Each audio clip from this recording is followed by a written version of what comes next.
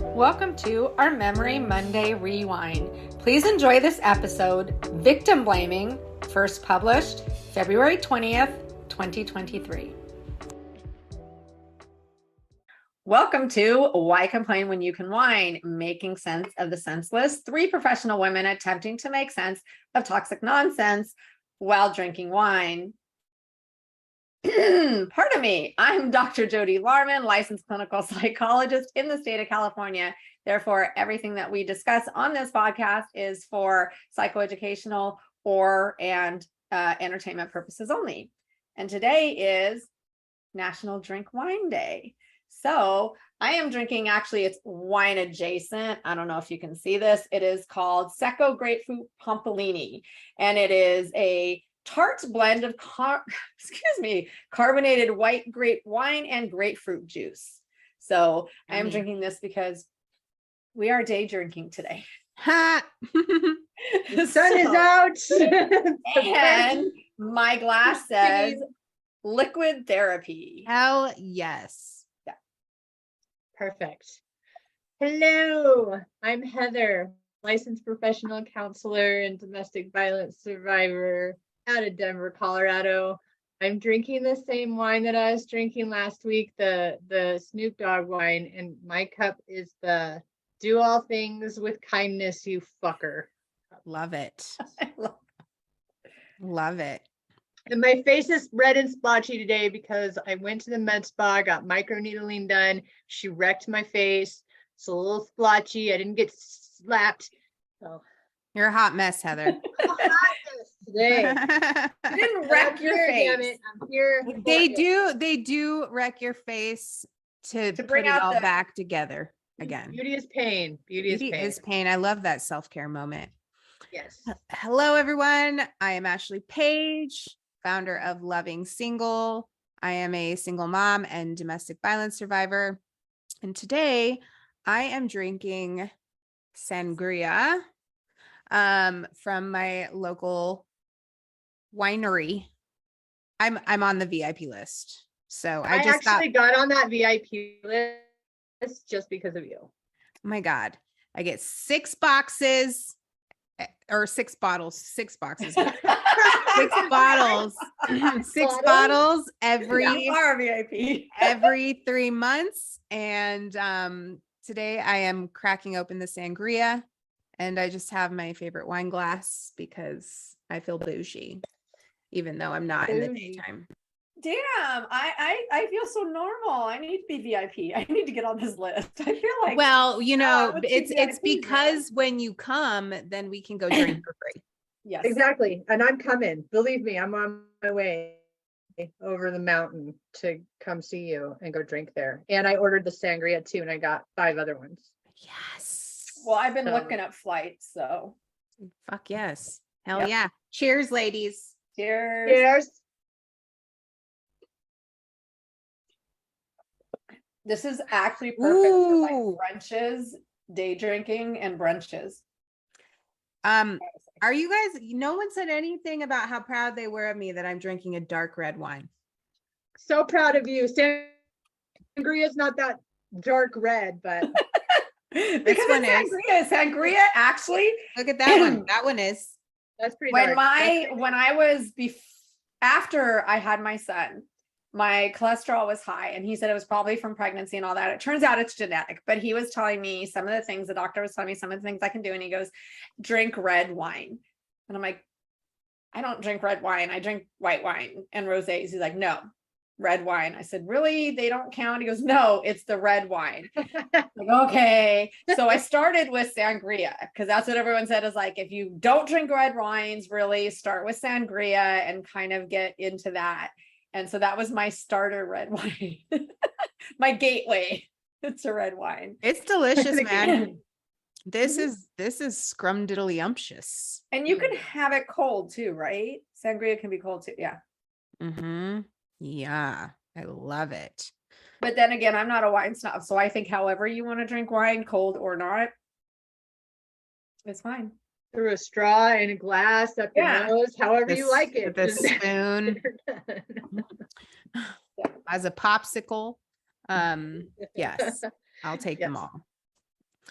So today's topic is we just passed Galentine's Day and Single Awareness Day. What is our topic for the day? Heather. We are going to talk about victim blaming today because it's just been one of those things that keeps popping up on my For You page on TikTok and in other places. And I thought it would be a good thing to talk about is that concept and what it means and what victim blaming looks like. I've done a few videos on victim blaming because sadly, it is pretty rampant on TikTok and in society as Yeah, well. I totally. mean, look at what you're wearing. Yep. We're asking for it. Yeah, well, so let's start off because I think a lot of people don't even know what victim blaming is. They've heard the top. There's so many topics on all over social media and, everywhere where they're just kind of like hot buzzwords and people are like, oh yeah, that, and they have no idea what it actually is. So let's Victim find out blaming- from the professionals. What is victim blaming? Victim blaming and victim shaming, both of those kind of, to me, go a lot of hand in hand. So Heather, do you want to? Yeah, I mean, in the world of criminal justice where I work, victim blaming happens a lot. It's just for like a perpetrator from their perspective, it's really a way to shift blame away from the person who's abusing and place it on the person being abused. So, and it's like a really subtle thing that people don't realize they're doing sometimes when they're doing it, because it's such like there are just common myths around these types of like victim perpetrator relationships, right? So like, for example, as Jody said, the whole rape myth of women who wear the wrong clothing or whatever are partially responsible then for someone else sexually assaulting her. And like we know now in this day and age, most human beings know that that's a myth and that's not true. That's really distorted thinking. But there are still some people that believe that, like that hold on to that. And I mean, I evaluate sex offenders on the side, so I know that that's still a distortion that a lot of perpetrators carry. And then that sort of like value system almost like it is also present in victims families, victims friends, and just like normal non-perpetrator people, which sort of perpetuates the problem, because then victims start feeling like, shit, I am to blame, it is my fault. Reporting these incidents goes to the shitter because nobody feels comfortable reporting when things happen to them, whether it's a sexual assault or domestic violence or whatever, because they already have internalized this like sense of shame around, I should have known better. And so that kind of thinking is like sort of seeped out over the many years and is still like a stronghold for a lot of people, which surprises me. But I work in criminal justice, so I feel like I kind of always am challenging people's thinking in this, and they seem to be able to turn it around fairly quickly when I'm just like, change your perspective and work with people on this. But then I see shit on TikTok where there are people who are claiming to be in like helping roles that are still victim blaming, and I'm like, this doesn't, like, it just doesn't make sense. And people that are victims blame themselves still. So anyway, that's sort of. Well, it's not necessarily this overt thing. Like when you hear of someone, for example, in a toxic relationship, a lot of people will be like, well, why did they stay? Why don't they just leave? How come if they got in this fight and he did this or she did this, why didn't they just move out? Why didn't they just leave? Why did they come back? And if they weren't married, why don't they just leave? Why don't they separate? So people don't always realize that they're victim blaming when they say things like, if you hear of someone sometimes who got SA'd, people will say, well, why were they walking there alone? Like, Yeah. that's Why were they alone at night? Why were they wearing what they were wearing? Why were they drinking too much? Why were they looking at Were their they- phone? Why were they in that neighborhood? Why it's you know, and I understand that people will have those kinds of questions, but it's typically the first thing that pops into people's minds isn't holy crap, this happened. Who the fuck did this? More of a, well, why did you go to that bar? Mhm. Oh my God. Well, and Why I did you think, drink so much? yeah, and I think that a lot of where the line, because there's a very, very thin line where people step into victim blaming, and they get confused once they start discussing the topic of self-accountability and self-responsibility. And that's where a lot of people don't understand, where they'll go to this space of taking responsibility and turn it into an opportunity in order to blame the victim and saying things like, well, you know, if you're in an abusive relationship and you know you're in an abusive relationship and you don't get out of it, it's your fault. Like, or, you know, like if you know that there are a lot of men at the bar drinking and they're drunk and you show up wearing a specific alluring, you know, outfit and you're there by yourself, then it's your, like, you're, you know, like we've all said, you're asking for it, or why are you surprised? And like there is a very big difference, you know, because I'm a big fan of taking responsibility for yourself and being accountable and self-awareness. And there is a certain level of self-awareness and understanding, like being able to look in the future and say, oh, well, this is happening, I should probably not do this because of that, versus the difference to being like, in looking in the past and being like, well, this happened to you and it's your fault. And especially when it comes to relationships, and people say, now that you know this person is toxic, why did you stay? Once you realized and found out this person was abusive, now you know. So from here on in, it's your fault for staying. Maybe in the beginning you didn't really know, but now you do. So you should just walk away, because now it's on you for staying, because you know. Well, so okay, so this is one of the reasons why I love that I'm not licensed and I'm not a doctor, because I can kind of see through the lens of a lot of people who are like, well, then what the fuck? So does that mean that because there is the perspective, and I can relate to it. There is the perspective of, okay, so when is it time for someone to take accountability? And when are they supposed to take responsibility for knowing better and not doing better? Or is it just always victim blaming? Because there are a lot of people, like, for example, me, I was raised in a, like, I love my parents to death. I was really blessed to have the parents I do. However, there was a lot of toxic behaviors that were just normalized in my household. And so coming from that environment, there was a lot of victim blaming. And I think it can be very confusing for people who have grown up in normalized chaos and toxicity. It's hard for them to understand the difference between healthy habits and toxic ones, and how to distinguish the difference between, for example, me right now being who I am, and like, okay, I'm going to tell on myself to the audience. So on Valentine's, I texted Jody and Heather and I said, oh my God, I called my ex, not my abusive one, but I called this one of my exes. That was amazing. And Heather was like, no, why did you do that?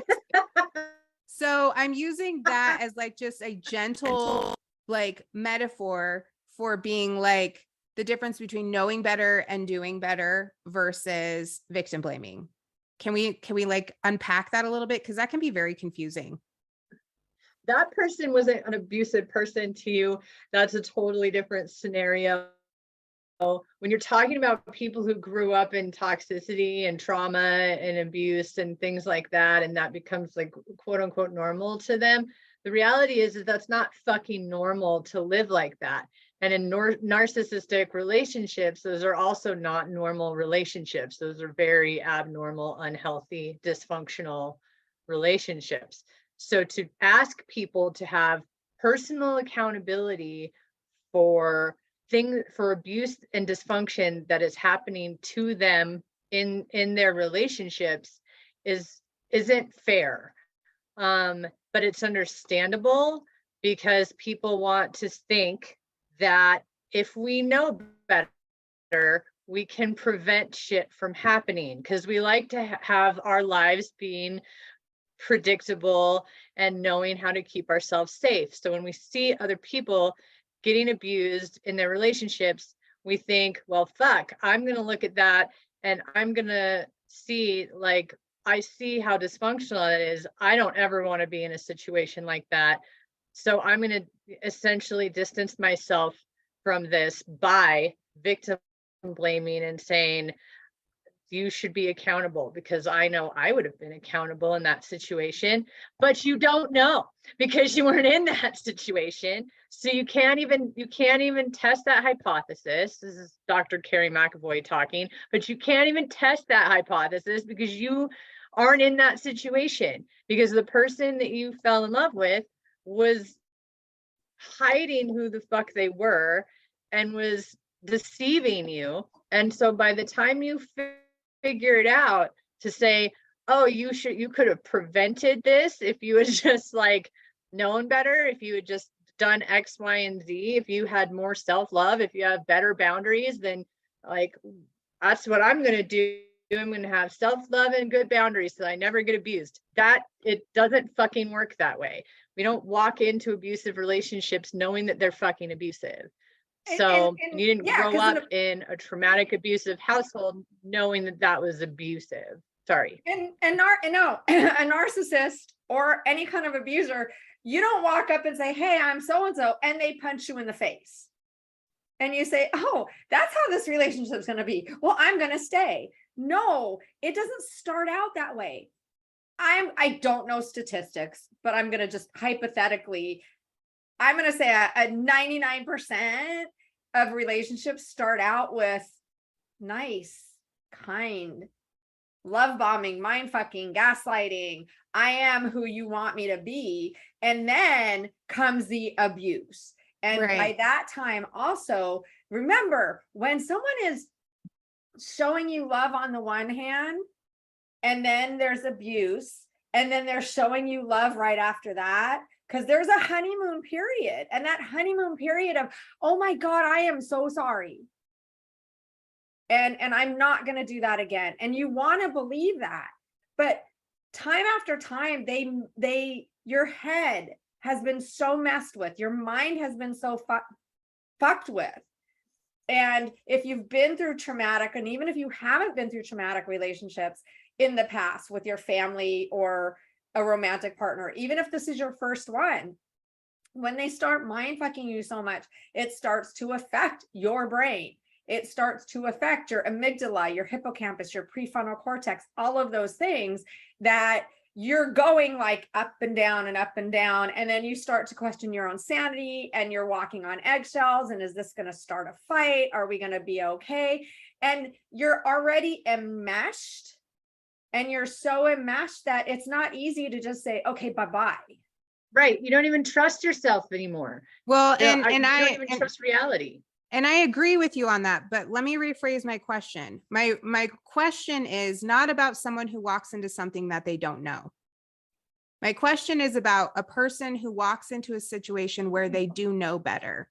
So for example, if because I'm asking not just as a person, but also even asking as a mother with our kids, where's the distinction between self-accountability and responsibility, and then victim blaming, because I think a lot of people aren't intentionally, I'm not making excuses, but I see this a lot. And I used to be guilty of this all the time, even as a survivor, is the lines become so blurry and so gray between taking responsibility for your actions and then understanding the difference between situations where that was something that was completely outside of your control and you had no responsibility in it whatsoever. So for example, I've seen people say things like, oh, here's a great one.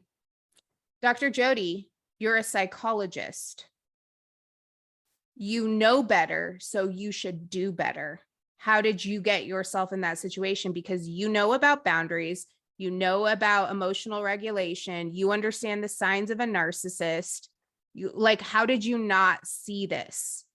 And then also, for example, like, let's say now that you've been in a narcissistic abusive relationship, going into it now, how do you take self-responsibility to ensure that doesn't happen again? And I know it might sound convoluted, but I think that's where people get really confused, because it's like, well, fuck, then nothing's anyone's fault. And then I just know my ex, who's extremely abusive, and he's like, well, see, none of it's my fault. Stop blaming me because I have a personality disorder and I have this and all these things happen to me. And so it gets so twisted. And that's why I feel like it's such a confusing and great topic to be discussing.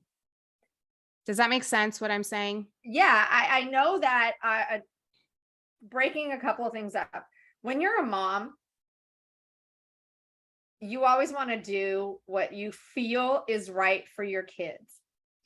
And sometimes that means, oh my gosh, I want my child to they love their father or the father figure.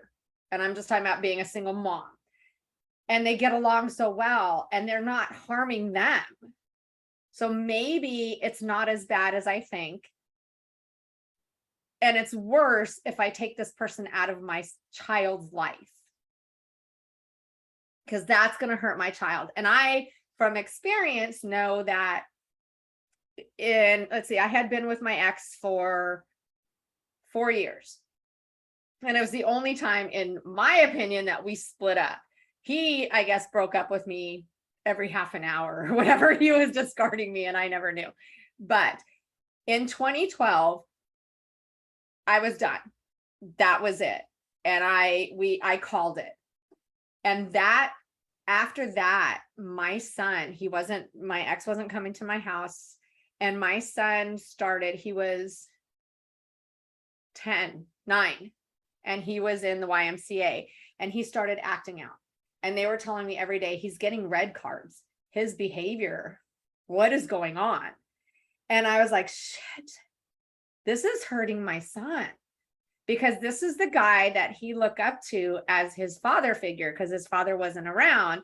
This is the guy that was playing basketball with him. This was the guy that was playing catch with him. This was the guy that was taking him to the movies. And now, I'm on edge. I'm upset. I'm sad. And his behavior is horrible. So after like 2 weeks, my ex wanted to talk, and I was like, okay, we can talk. And we were out in the backyard, and I saw my son looking out his upstairs window, watching us. And later on that day, he's like, I saw that you guys were talking. And my heart just was like, oh my God, what am I doing to my child? So I got back together with my ex. I mean, he wasn't as abusive. I mean, it got worse as the time went on. And I thought I was doing the right thing for my child, and that it wasn't as bad as I really was thinking it was. And it was stuff that could be fixed. And now I look back and go, holy crap, I was doing probably the worst thing for my child. But at the time, and again, context is everything. And it's easy to look back, and hindsight is 2020. But when you're a parent, you want to do, like, if you have a daughter and your daughter's like, but mommy, that's my daddy, and I love my daddy, and my daddy's great, and he hasn't physically hurt you, and you're already fucked up, like, maybe I am the one that's the problem, maybe I am too hard, maybe I am whatever, you start blaming yourself. And it's like, okay, it makes my daughter happy and I don't want to ruin my daughter's life. So it's hard when you are, I think I have heard a lot of parents that I can't leave because of my kids. I don't want to hurt my kids. And I talk to them about, you're actually causing more damage than you realize. And I do know that from experience. I don't tell them that, but I know that from experience, that what we think in the moment is right, what we're doing. If we could look if we had a magic crystal ball, then so many things would be different. So you just said something so important. I just want to ask about it. That when you said you think to yourself, well, you're actually causing more damage. Now, if you said that to someone, would that be considered victim blaming? You have to say it in the right way. Okay, because see, that's kind of what I'm talking about, the difference between victim blaming and also helping,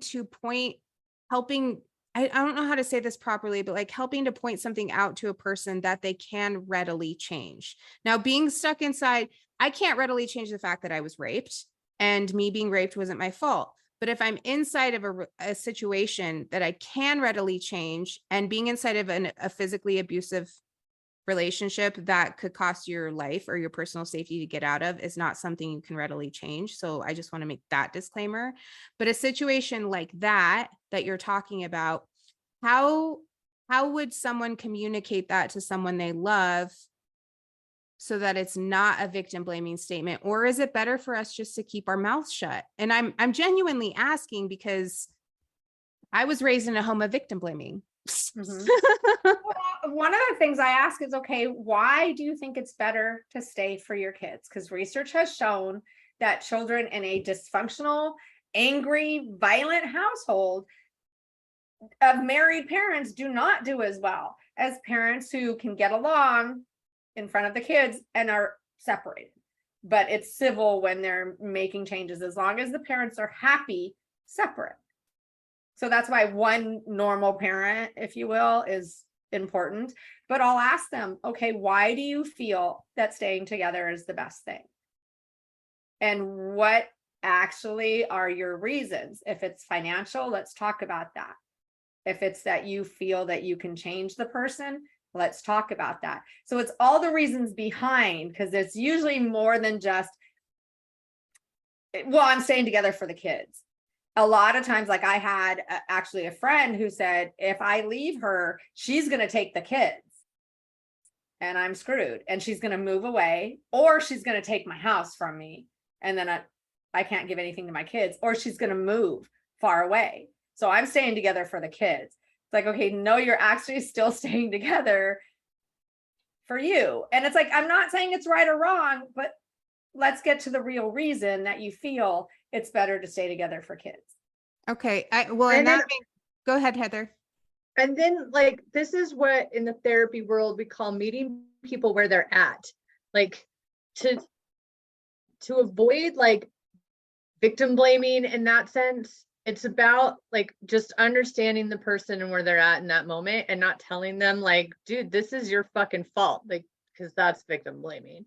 But saying like, help me understand what your thinking process is, what's going on, and what you want from this or whatever. And then gently saying, here's where I see this going, you know, and offering them some education and knowledge about like, this is, you know, from experience where I see this relationship headed. And whatever they think about that, it's more about empowering them to make their own choices and their own relationships, because that's really what it is. If you shame them into thinking there's something fucking wrong with me, you are not affecting any change at all. I love that because I think that no one teaches us this shit. No one. Like what you said and what Jody said, God, I like had so many thoughts while both of you were saying it, is how the very big difference between telling someone about a situation that you weren't there for, first of all, and telling them, oh, well, you are this. And so victim blaming comes from a place of shame. And then what you both are saying on how to discuss this with someone, because I think a lot of our listeners too aren't just survivors or victims. They may be family members who have moms or sisters or daughters or whoever, brothers who are in a bad relationship, and they're like, I don't know how to fucking communicate with them.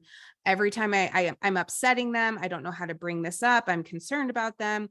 And the difference between saying this is your fault, you shouldn't stay, you need to leave, versus seeking to find understanding on why they're continually making the choices that they're making and why they're staying in like the relationship. And also allowing those questions that you're asking them to help them discover the answer versus just telling them your fucking thwarted opinion. Did I get always tell my in a clients, brief breakdown? Is that about Yeah. right? yeah, because I tell my clients, I'm just the navigator to help give you directions on how to get there. You're the driver. And if you don't want to take those directions, that's fine. Then let's talk about it. Why do you want to take a different way? It's when people can come up with their own solutions, I'm just there to kind of maybe guide them to figure out that solution. Because if I tell you to do something, Yeah. And if I'm No. asking, like, what do you want for your life? Like, what do you want your life to look like? What do you want this relationship to look like?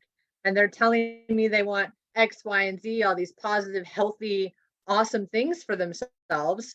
Like, that's great. Like, that's awesome. Do you think you're going to get that in this relationship? Because I don't see it, and Yeah. and it's- that kind of takes it off of what the fuck is wrong with you for staying with this person, and puts it on like, how is this relationship getting you to the relationship goals that you actually have for yourself and like the life that you want to have? and Right. also some people are just plain old scared. They're Totally. scared to leave for Totally. a lot of reasons. Mhm. You know, I'm afraid he's going to smear my name. He's gonna take everything that I have. He's gonna go to my job. He already has called them a few times. They're ready to fire me. He's going to I'm call the afraid that- cops. Yeah. And I don't have the money for that. You know, a lot of times relationships, they're in charge of the money, not the victim. So it's like, I have no money. Where am I going to live? Where am I going to go? Mhm. And then there's some that are like, my family loves him or her or whatever. I'm going from a women's point of view. My family loves him. And if they don't think he can do any wrong. And so they're not going to believe me, Mhm. you know? That's So there's so many number reasons. It's For not one reason people don't leave. Huh? Yeah. You'll believe them. It's the number one reason. And Yeah. and a lot of it too is, even for me, I remember thinking to myself, like, and it like really makes me sad to remind myself of that thought process, was no one's going to want me after I leave him, and he's the best I'm going to get. And I'd rather be with him than be alone for the rest of my life. And I don't know how to be on my own. And at least he loves me part of the time, was a lot of my thought process. I'm embarrassed to say, I cannot tell you how many times I would tell my friends, well, I mean, it's better than nothing. Right. Better than being alone. At least I have someone to go out with all the time. Yeah. Well, and I think too, like, I hate saying this, but like having this conversation helps me to understand why there's so much unnecessary victim blaming in the survivor community. And I think, I think it's projection. And I think I'll say for myself, I'm not going to speak for anyone else. I adapted so many different forms of toxic behavior just by enduring the abuse for over a decade, that it became part of my behavior, what he did to me and how he talked to me, and my anger and the way I would lash out, and the way I talk to people, the way he treated me. I started projecting that onto other people. And I hate to say this, but the amount of victim blaming I hear and see from other quote unquote survivors is enough to just like suffocate me. Like, because I've learned a lot, especially like in my relationship with both of you and like during my healing journey. And but God, man, I've just seen some people just be so disgusting and victim blaming with other survivors, and it just makes me sick to my fucking stomach, because I'm just like, you know what? If you've been there, then you would understand that this wasn't their fault. And how could you say that that's her fault or his fault? Like, how dare you say that? Or, you know, and as an SA survivor, anyone saying like, well, you should have known better. I just want to punch people in the face. Mhm. And a lot of it, like Yeah, one of my, me too. when I would never, but I just want to. when I talk to people too, like I'll tell my friends, you know what? I will support you, whatever you do. I'm going to support you. However, do you honestly think that that is the best thing to do? Whatever you decide, I'll be there for you. But I'd love, and since I'm a psychologist, it's easier for me to say this. I'd love to know your thought process on that. I'd love to know why. Talk to me about it, you know? But if that's what you want to do, you know, and that's another thing is like trying, and Heather, you might do this too, or I might be completely doing my own thing, and tell me if that's the case, if I should change it. But what I also do is like, okay, let's discuss, what is your thought process on this? Why do you feel that this is a good idea? And sometimes in there talking it out, it's like, okay, so explain that to me. Then they just kind of answer their own question of, yeah, that's probably not the best thing, is it? It's like, so let's talk about that. Why do you think it's not the best thing? So you're trying to get them to see, you know, I'm not going to blame. Okay, let's just go way out on a limb and say you went to a bar wearing almost near nothing, knowing that this bar had a lot of rowdy frat boys. I'm not going to say that what happened to you should never have happened. And if you want to take some responsibility, why? Let me ask, why do you want to take responsibility for it?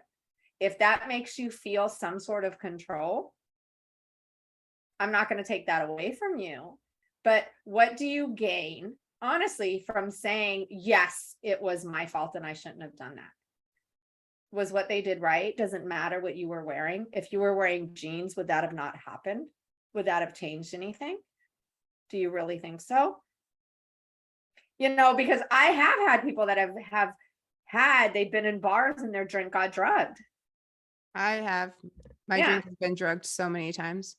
And I've said, and they're like, oh, I shouldn't do that again. It's like, do what? Never go out again?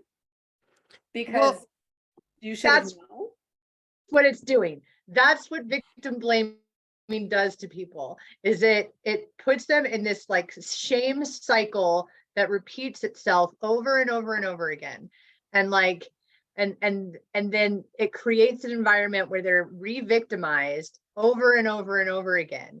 And then they are in situations that are dangerous, because that's, like Ashley said about your early childhood trauma, it becomes normal to kind of expected to kind of be in situations where it's like, holy fuck. And that's why victim blaming is a problem. That's why you have to be really careful with it, because if you're telling everyone that they're responsible, you are negating the fact that there are really fucking awful, horrible, abusive individuals out there that need to be held 100% accountable for their behavior, and they're not. So you, like, I promise you, and this is for all of the listeners out there, working in criminal justice, I work with offenders all the time. And I will always, 100% of the time, whether it's domestic violence, sex offense, whatever, whether they robbed you or stole your car, 100% of the time, I will hold them 100% accountable for their behavior. Not 85% because they were drunk or high, not 50% because you chose to go back to the relationship 100 times. I will always hold these motherfuckers 100% accountable for every fucking abusive behavior they engage in that hurts another person, period. And I will never hold a victim responsible. I don't care what the fucking situation was. Yeah.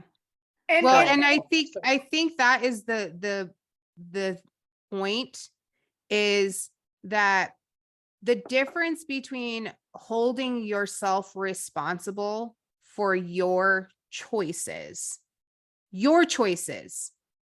versus holding yourself responsible for someone else's choices. And that, I think, is the clear defining line.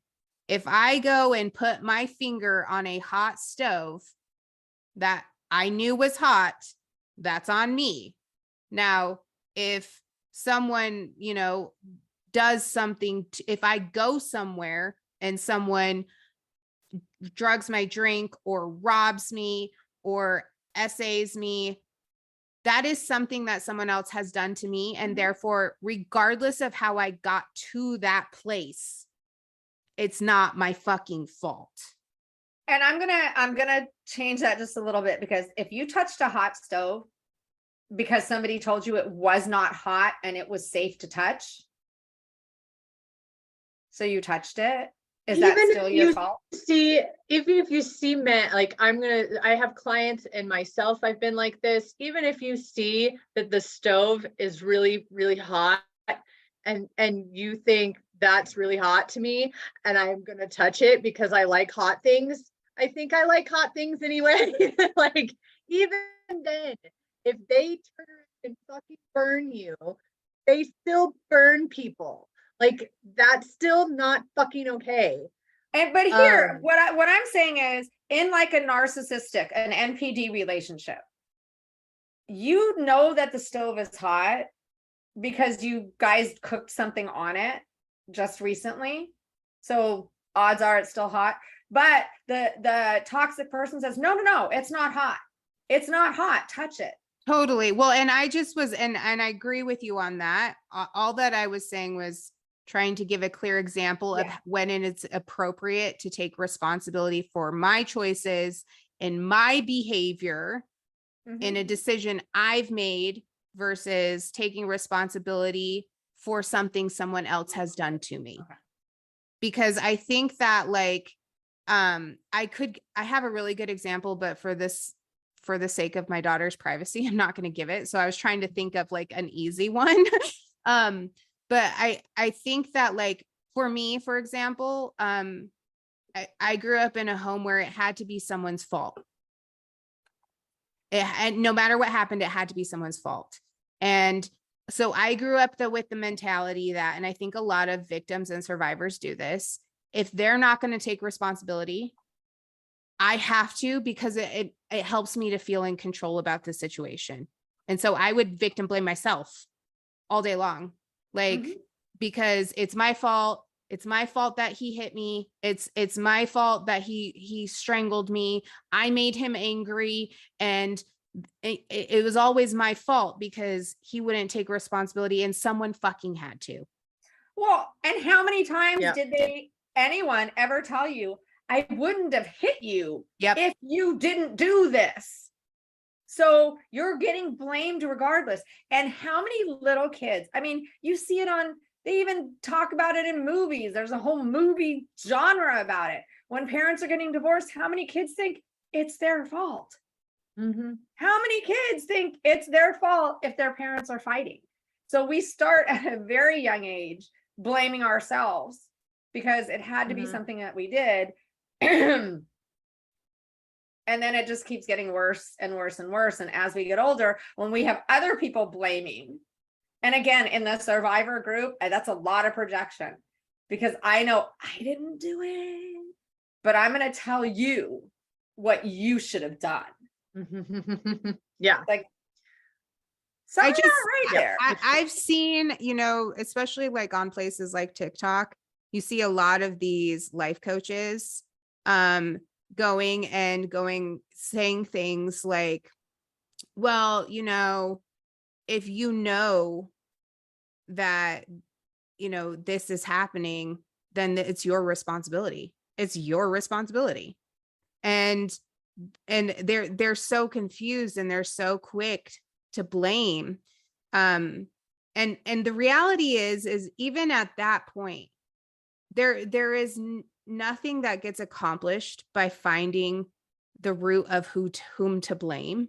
It's actually Right. how to help the person to deal with and heal from and move on from that situation, because pointing the finger and blaming someone, you accomplish nothing. I say that all the time. Let's not do blame. Let's do now. What do we do? Right. Now we know. Now what do you do? What do we do? Doesn't matter.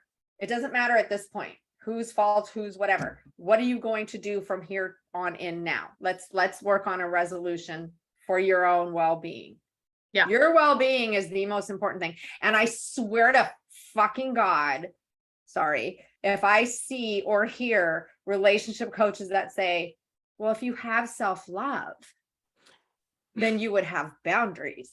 If you loved yourself more, then you could work through your trauma. Mm-hmm. And You're motherfucker, a codependent.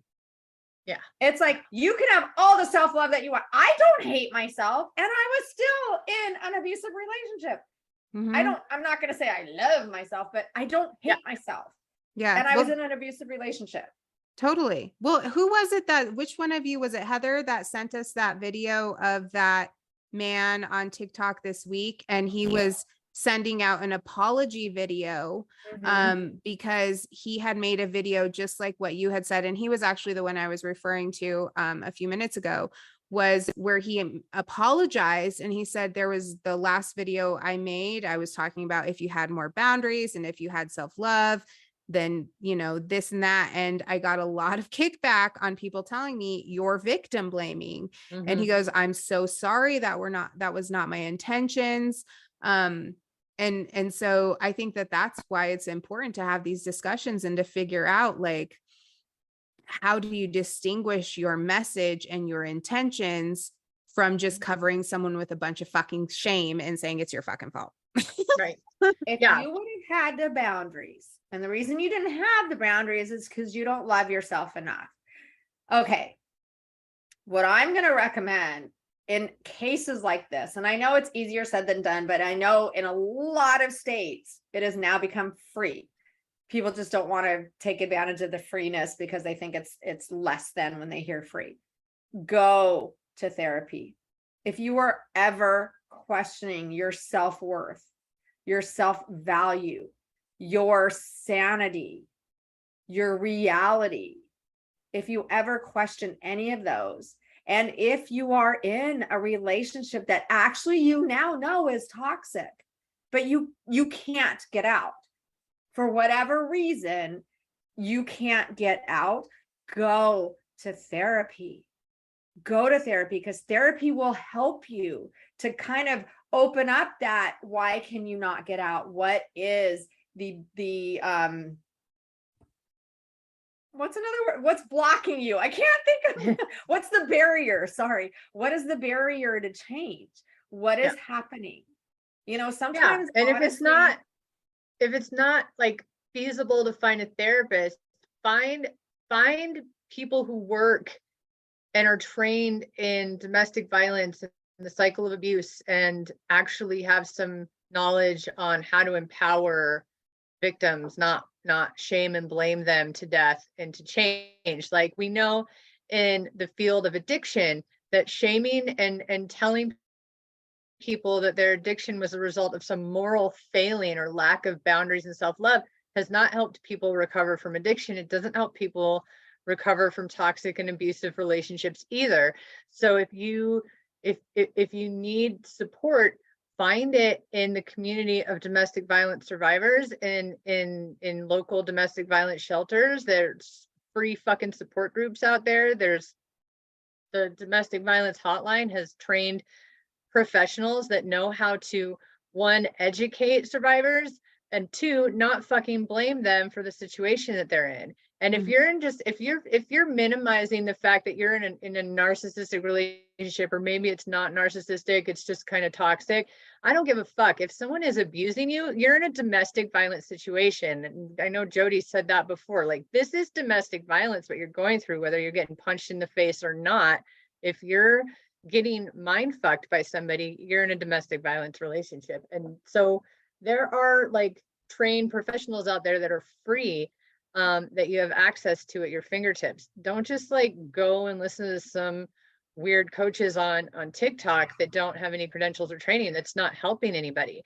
That they have their opinion, and a lot of it is based on their own projection of their own shit, and it's not helping people get out of these situations. It's not empowering at all. It's just keeping people stuck. It's fostering codependency, and abusive relationships already created those issues with you. So why are like, go get help from actual professionals who know what the fuck they're doing, because that's the bottom line. It's that shaming people into change doesn't work, and empowering people requires some knowledge about power and control and those dynamics in relationships, and how these are different from like normal healthy 2 to tango relationships. So I want to give out, if you guys had Ashley will put it in the description of this podcast, so you can go to YouTube and get it. I want to give out a link for, this is nationwide, how to get free mental health. So if we can put that in the link, if you guys got a pen, you can re-listen to this, but I'm going to give out, I wish I could write it up here on the screen, but we'll put it in there. You just do the https://www.freementalhealth, all one word, freementalhealth.us/state/whatever state you live in. So /California, Colorado, Mississippi, Ohio, and it will give you, it'll bring up a list of all the places that offer free mental health in your state. So utilize that. Again, we can put that in the in the description of this. So https://www.freementalhealth.us/state/whatever state you live in. And if you need that again and can't find it, and you're, again, we listen to this, but you can also email us at wcwycw1@gmail, and we can give you that information as well.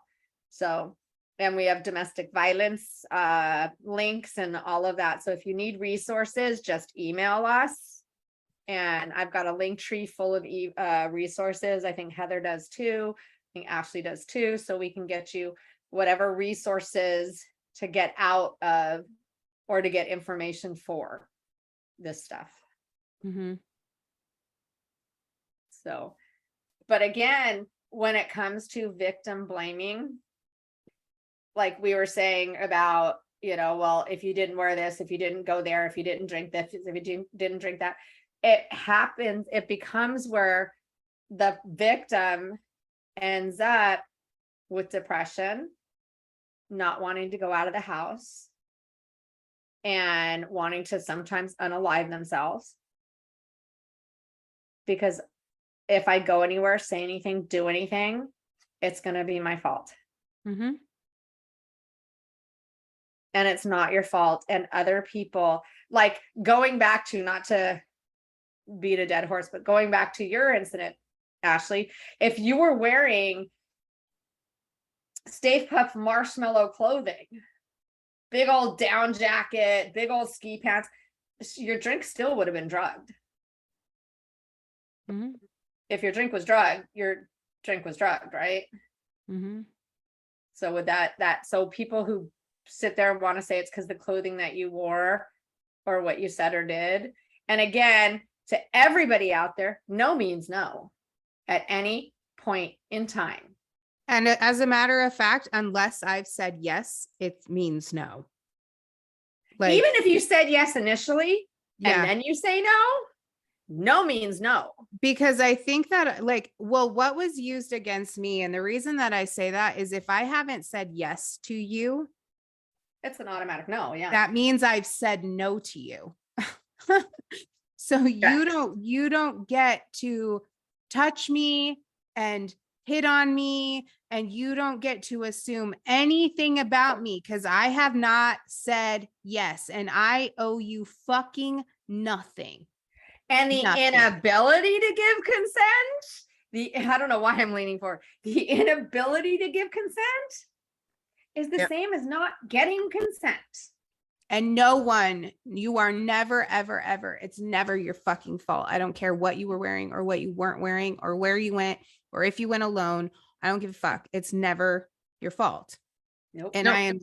I am so tired of people saying it's your fault.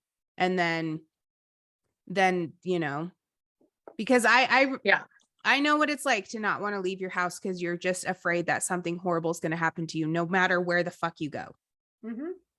You know, you're going to Yep. experience unwanted touching or Well, unwanted. if you didn't wear calls. makeup, no one would look at you. So you could just blend in and you would be fine.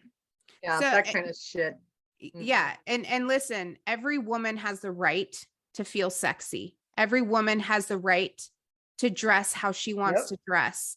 And every woman has the right to walk down the street without feeling the fear of being victimized. And unfortunately, we don't live in that fucking society. And regardless, it's still not your fucking fault. Yeah. And I don't care if you have bigger boobs than other people. Still doesn't give anybody the right. Well, look at. No. And we could have an entire other podcast about how children are victimized and they don't have to be wearing anything wrong at all because of pedophiles and predators, and how like it's not so the whole fucking what you're wearing shit, that excuse falls out the fucking door because of that. Like, no, we're not doing that. Not here. And by that same thing is if you are getting fucked over mentally in a relationship, that is not your fault. Nope. If you are getting abused in a relationship, well, you know what? I was standing right next to the cupboard. He's never hit me before. He's only hit the wall. I was standing where he usually hits. So now it's my eye. No one. Or you know what? I was in his face. He told me to walk away. I was in his face. That's why. I don't care. Yeah, maybe it wasn't the best idea to be in his face, but that still does not give him the right to punch you in the eye. No. No, and there's not a clinician in the world that is gonna tell that guy, oh yeah, you're right. Yeah, she was in your face. Okay, So I guess that's it was the right her answer. fault. You're never at yeah. fault for someone else's inability to maintain emotional regulation Mm-mm. and control of their own fucking bodies. Right. It's not your Right. job to take responsibility for someone else's choices. And also emotionally, mentally, psychologically, again, domestic violence. And when somebody is mind fucking you and gaslighting you to the point of you literally don't know, and it must be my fault because they're so good at doing that. Please, if you question at all, that's a good time to start getting some mental health help. Yeah. Once you start to question, once there's a little light bulb of a question coming up, that's a good time to get help. Too often people wait until they're discarded and kicked to the curb and then called back and then kicked to the curb and then called back, and then they kind of go for depression mainly or the end of a relationship. But go when you're ever in question.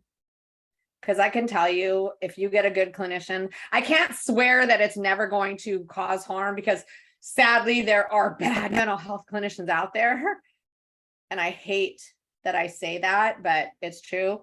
But it should never, if you're doubting yourself, if you are doubting your self-worth, if you are doubting your self-value, if you are doubting your own sadly existence on this planet, please get help. That is emotional and mental abuse. That is domestic violence. And you are not. Like, I have heard, and you probably have too, Heather, in your career, I have heard it would probably be better if I wasn't here. Maybe that would just fix everything. I said that. I've said that before. So have I. Yeah, that's what abuse does to a person. That's not your fault. And that's the hardest thing is once it's all over and this person has completely like torn us apart, then and only then the only thing that we're responsible for is our own healing, because unfortunately, even though they're responsible for destroying us, we have to put ourselves back together. And that's not fucking fair. I remember saying that to the judge at like sentencing hearing number whatever the fuck it was. And I was like, you know, the justice system has attempted to hold him accountable, even though he hasn't been accountable for anything he's ever fucking done to me. I have had to take accountability for my own healing, and that just seems so fucking unfair. And it is unfair, but it is the only thing that we can do is take control over our own healing when it's all said and done. But none of the abuse was your fault. And remember this, you get to write your story. Too many people think that their story is written for them by their abuser, sadly, and repeatedly. And I tell my clients, you get to write the narrative. You get to define your life now. You get to say, I went through trauma, but I get to define it. It does not define me. And I'll be damned if it is going to continue to hold me back. Doesn't mean it didn't happen. It doesn't mean it was fucked up and wrong, but it means that you actually have the power to be. It's like a cocoon. You get to come out a beautiful butterfly. That is your choice. It's not an easy route. It's not. It's a lot of healing. But you're in control and you have that power. And knowing that you have that power can be very powerful and exciting and fun because you're the driver. You get to say where you get to go, not your trauma. You get to. So unfortunately, we are coming to the end. You've got to wrap this up. But this is only part one because you know we're going to talk about this some more. Right? Ashley, you're awfully quiet. Like, girl, I was listening to you preach on the inside. I was like, amen, amen, amen. But I tell my clients that all the time. I'm like, this is an exciting part now.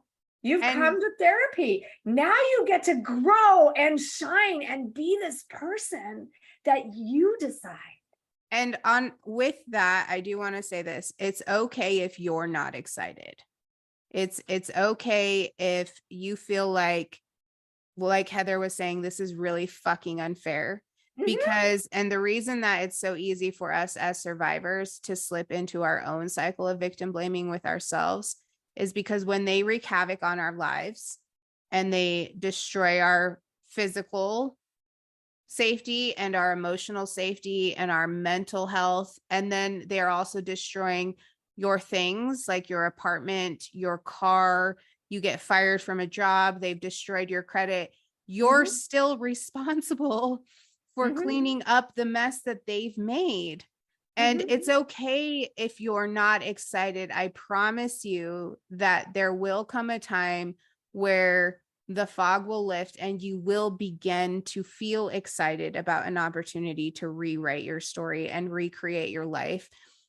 But just like a butterfly, when it comes out of a cocoon, it doesn't immediately start flying. Its wings are wet and it has to wait for them to dry and it has to stretch them out and all of these things. So give yourself grace and patience as you adapt to a new setting and a new lifestyle and a new mental, thought process and things like that. So we're so used to our abuser being hard on us and beating us to the ground mentally and physically and verbally that we do that to ourselves. We pick up where they've left off at, and that doesn't help you to spread your wings and fly. It's a process. And the good thing is it may have taken 20, 10, 20, 30 years even to get there. It's not going to take 30 years to repair. Mm-hmm. It's not. And I can say that because I have seen it in action. It does not take 30 years. It doesn't have to. No. But I think a lot of unfortunately a lot of victims feel like they don't have access to mental health, and they don't have, they're all alone, and it's easy. I know it was easy for me to slip into addiction as far as like drinking or things like that after abuse and self-harm and things like that. It doesn't have to take that long. And it doesn't have to be that painful by exacerbating the pain and the punishment. So it can be a shorter lived experience. Shorter lived. Yes. Shorter lived. Not necessarily. It's not. And I tell my clients too, I said, it's not necessarily fun. It's not. It's hard. But when you get to that point where it's really, really, I don't know that I could do this, is usually when the biggest breakthroughs come. Mm-hmm. So It beats the alternative too. Yeah. It's For just sure. patience. It's just patience. And this is where I'm going to sound like a coach, but I do this all the time. Be kind to yourself.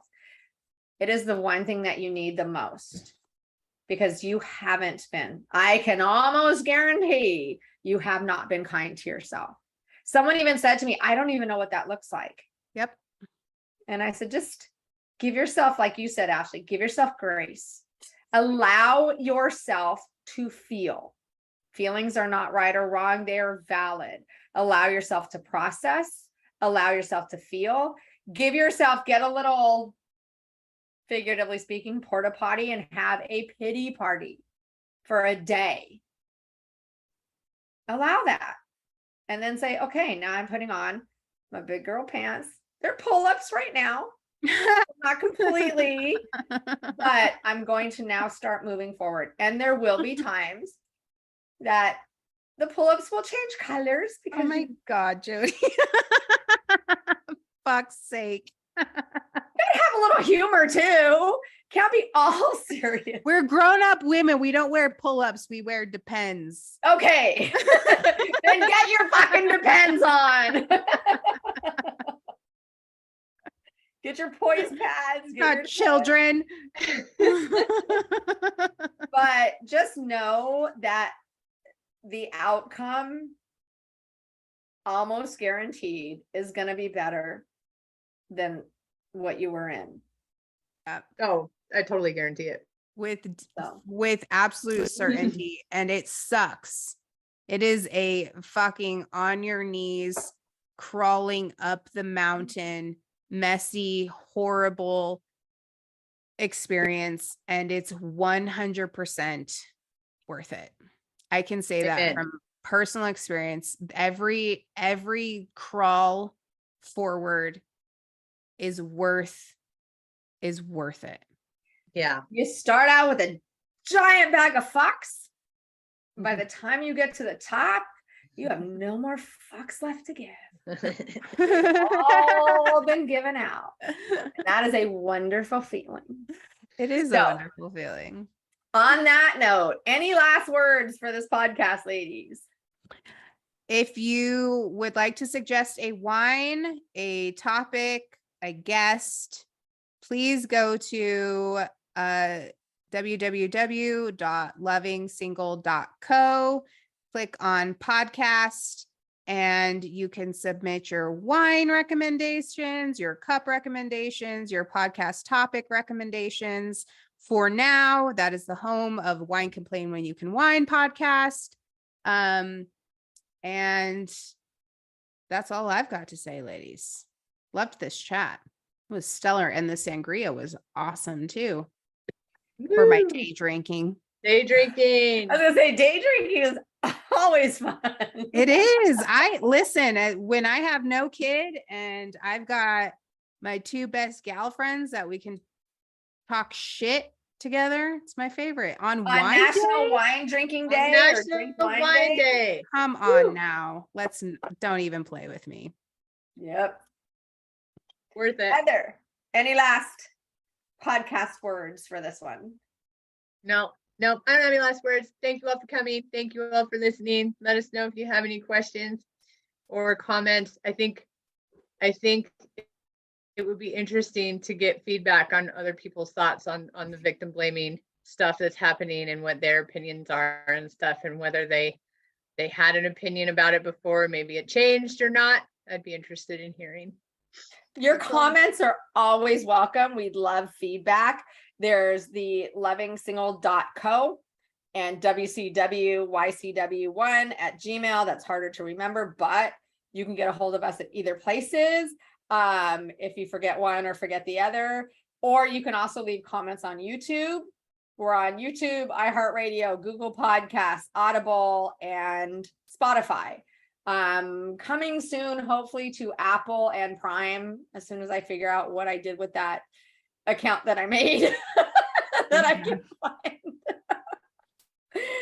Once I made the accounts for the podcast up, I lost it, and occasionally it pops up, so I gotta find it, but we're gonna get there too.